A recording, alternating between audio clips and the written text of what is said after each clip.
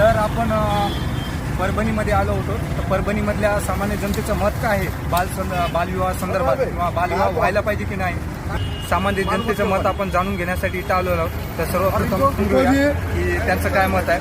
तर सर्वप्रथम बोला सर. बालविवाहामुळे खूप दुष्परिणाम आहेत, जे की कमी वयात लग्न होतात.